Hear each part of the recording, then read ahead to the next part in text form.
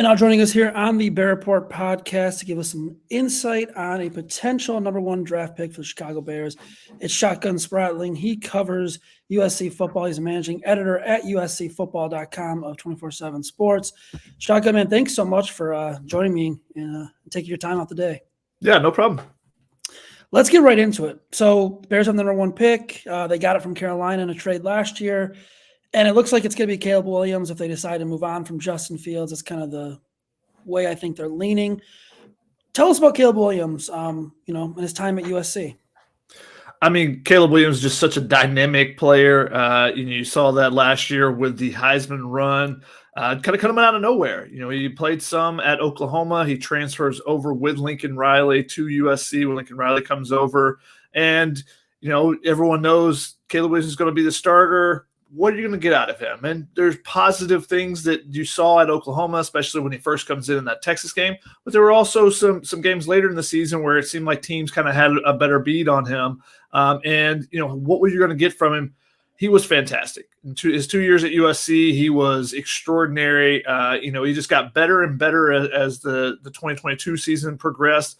And then you go into the 2023 season, and he, is the returning Heisman winner. So there's all this pressure and everything. And I think the entire team struggled with the pressure, not necessarily just Caleb Williams or, it being on him, but the entire team struggled with the expectations of what was happening. But then you look at it and you go, oh, Caleb Williams, he just didn't have as good of a year, right?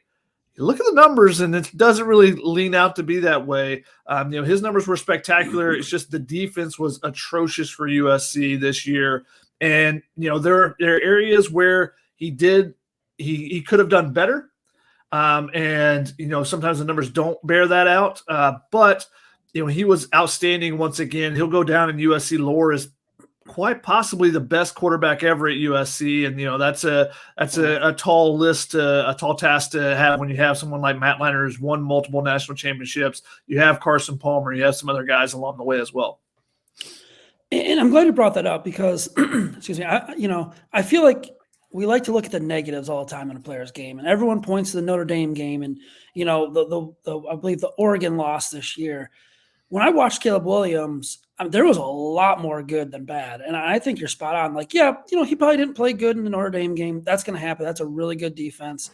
I like to compare it to Justin Fields not playing well against Northwestern when he was at Ohio State in the Big Ten championship game.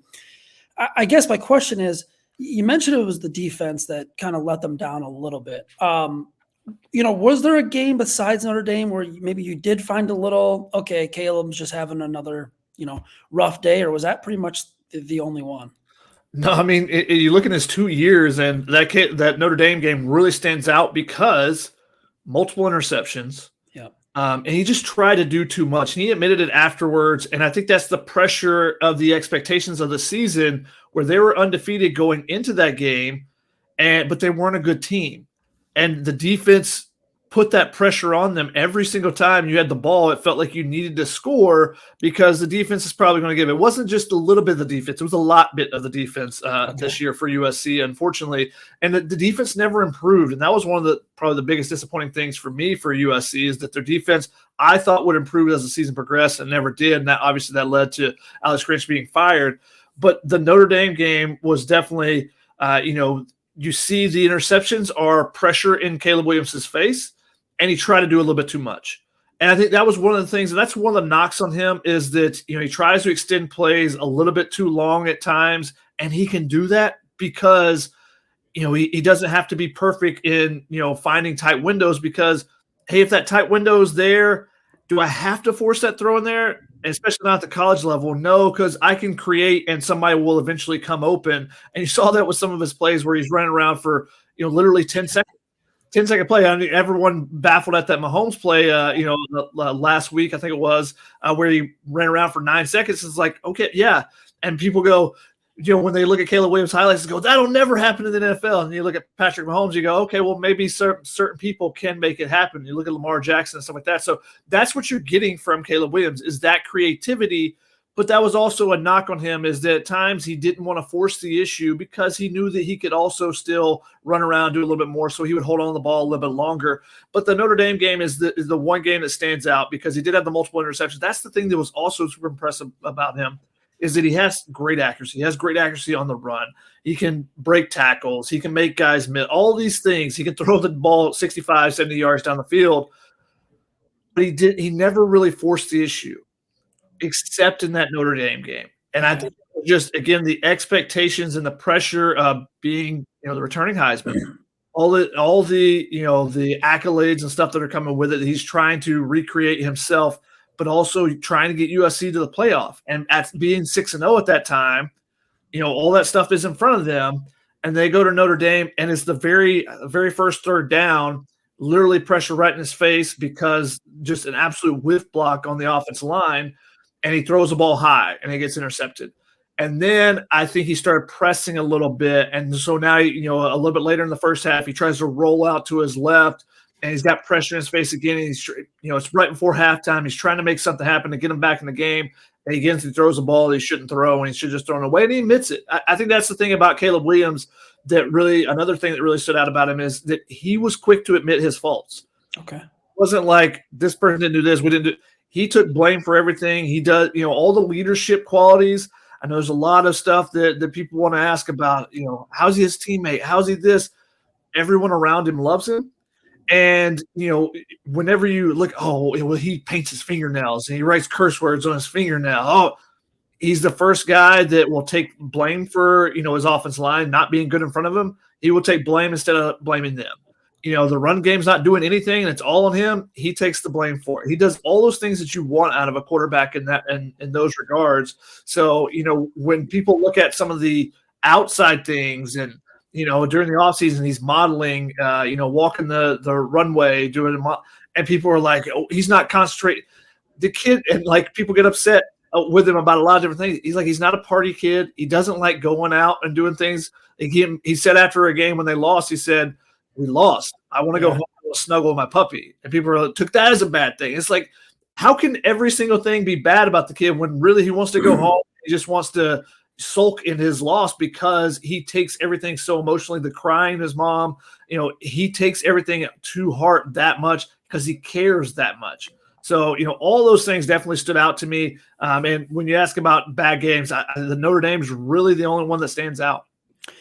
I'm glad you brought that up. I like the emotion. I had no problem with the crying to his mom after the game because correct me if I'm wrong, but that pretty much eliminated them from like the Pac-12 title game. I think pretty much ruined any hopes they had of making a big bowl game.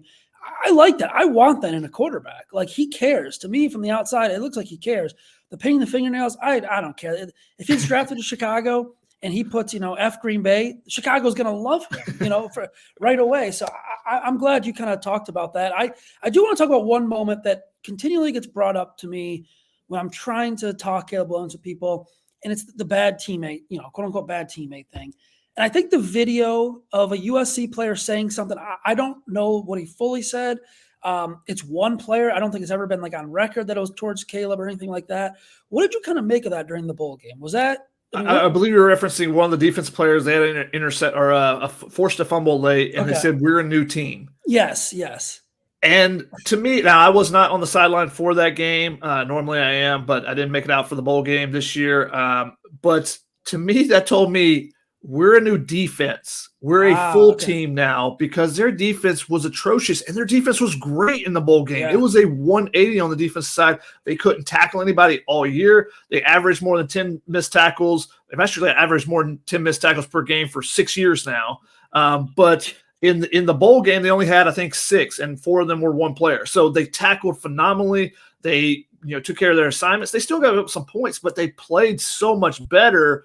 And you go, okay, and they had already had their defensive coordinator. Now, the defense coordinator did not actually coach the bowl game, but they had hired Denton Lynn from across town at UCLA. To me, that told me they were talking about the defense, and they're a new defense. And this is a player who had been injured throughout the season, so he wasn't out there, Jacoby Covington.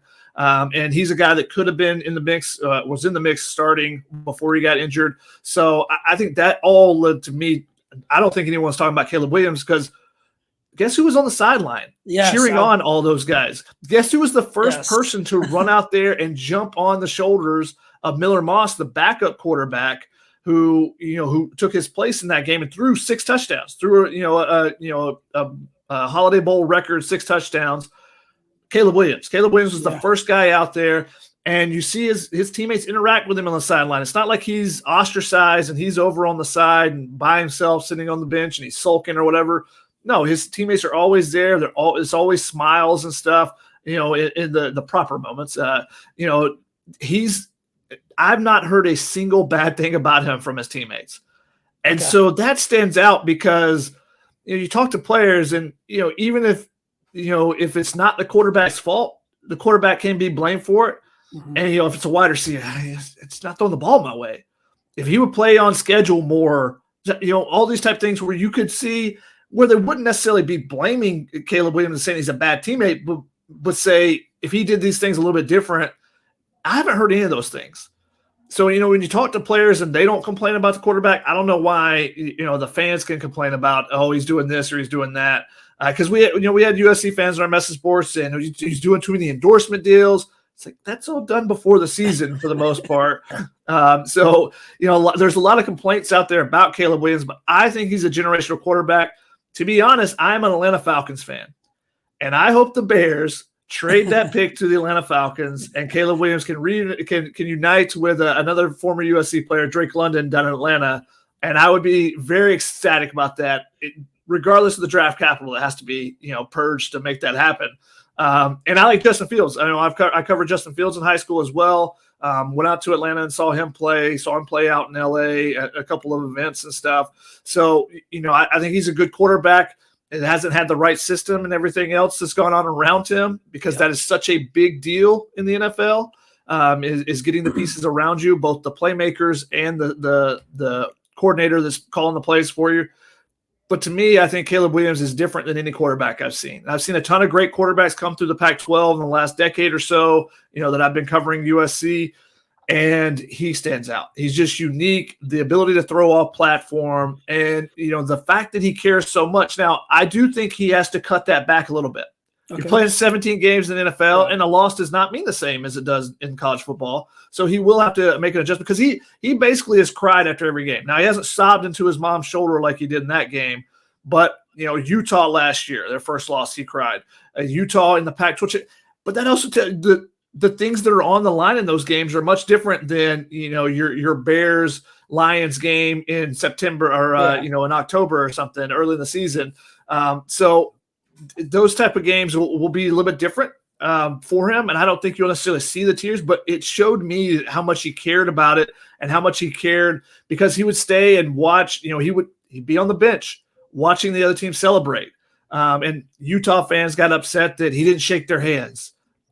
It's not like it's there's a hockey handshake line after every game. It's like some players go into the locker room immediately, some hanging back and see people. So I wasn't upset about that. So a lot of things that people get upset with about Caleb Williams, I do not see his faults. I think he's terrific. I think there are areas of his game he still has to improve, yes.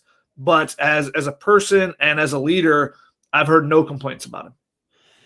When you talk about the off-platform stuff, I love that from his game. I think Drake May is pretty good at it as well at times. What makes Caleb, though, special? Like, what is it? Is it his arm talent? Is it the arm strength? What exactly stands out to you the most besides maybe the off-platform stuff? He's a running back with a quarterback's arm. Okay. Like, he is so strong. Like, when you see him up close, and then particularly when he puts pads on, he's just thick. So he's hard to bring down. He's hard to bring down in the pocket, whether it be his elusivity, when he's ducking rushers and stuff like that. But he's just hard to tackle. So that enables him to create some more stuff. But then when he does go off platform, when he gets outside the pocket, it's the torque that he can create.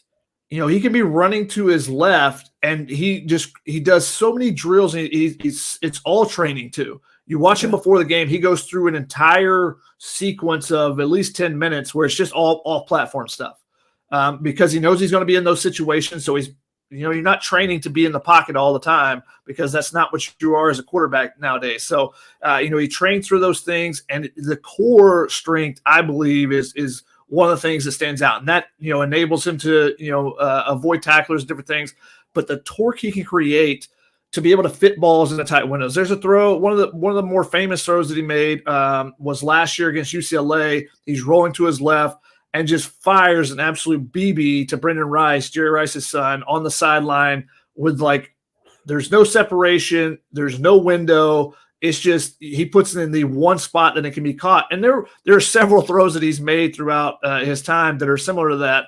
Now, he creates sometimes and gets guys wide open when that happens, but he also can find the small holes and fit things into tight windows. He's capable of that.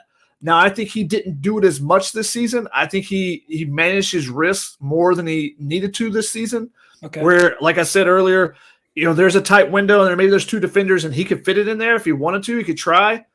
But he just thinks, at the college level, let me wait to see if something else pops open because someone's going to come open, there's going to be someone who's more wide open if I create a little bit longer because no one's going to tackle me in the pocket anyways. I think that was his mindset. Whereas I think, a quarterback coach and offense coordinator are going to have to kind of drive that out of him a little bit. Like, hey, we got to stay on schedule and attack. Attack that first read, attack the second read, and then, go from there.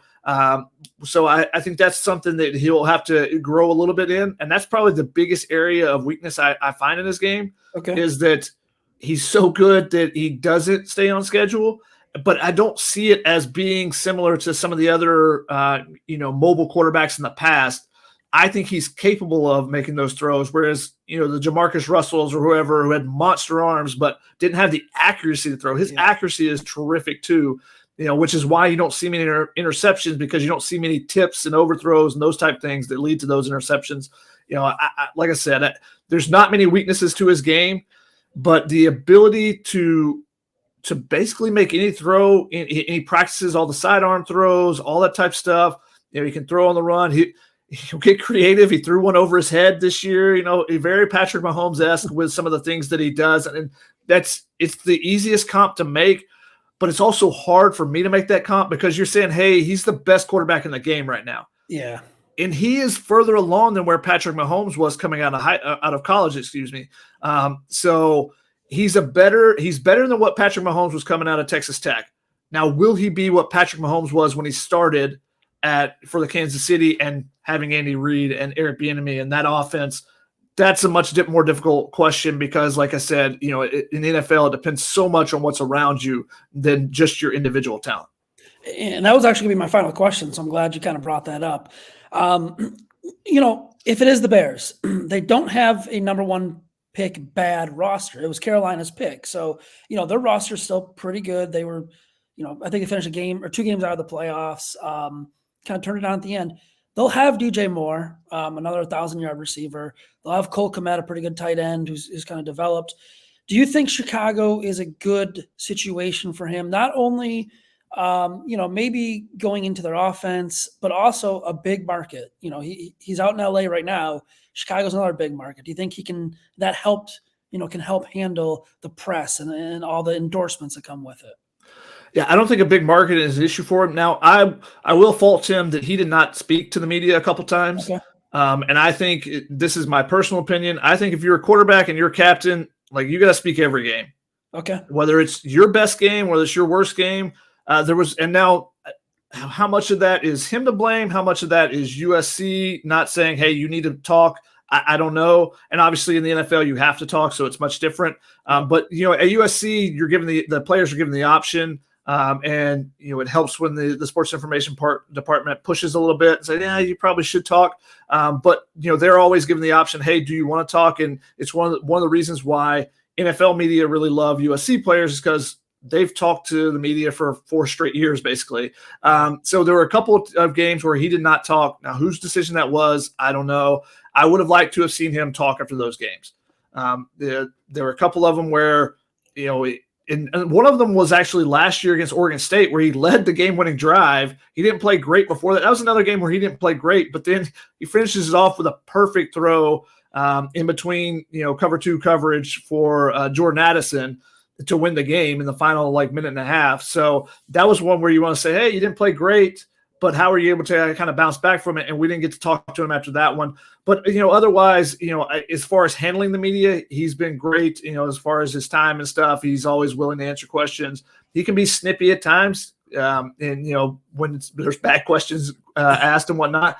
and he's also a homebody. So like he doesn't want to be out in front of everyone all the time. So, but he does his media appearances and he does his, his endorsement appearances and stuff. But like I said, he would much rather be home, snuggling up with his dog Supa and watching TV rather than going out to the club or anything like that. So I don't think that's something you have to worry about, which is something sometimes you do with high profile quarterbacks or high profile first round picks. So I think he's got the potential to drastically change a franchise's fortunes. But again, I think it goes back to putting people around him too. Okay. And I don't think it's just the players like DJ Moore. I thought it was great. And I think he's a number one, but the little bit I watched of the Bears this year is like, what are you doing with DJ Moore? And you guys could probably speak to that way more than I can. I love Cole Kmet, Notre Dame kid. So, know him from that rivalry. Also former baseball player, was up, over 90, up to 95 or so on the mound. The baseball coaches at Notre Dame, I cover baseball as well, were a little bit upset they didn't get him for another year. They were hoping. But so there are some weapons around him. So can you protect him? And what's the play calling going to be? Because that's the big thing for me. I watching a little bit of that I watched the Bears and the pieces that are picked apart and on Twitter and whatnot. You guys, so it's just like, what's going on here? Well, what are you guys trying to build? What are you trying to build towards in some of the play calling?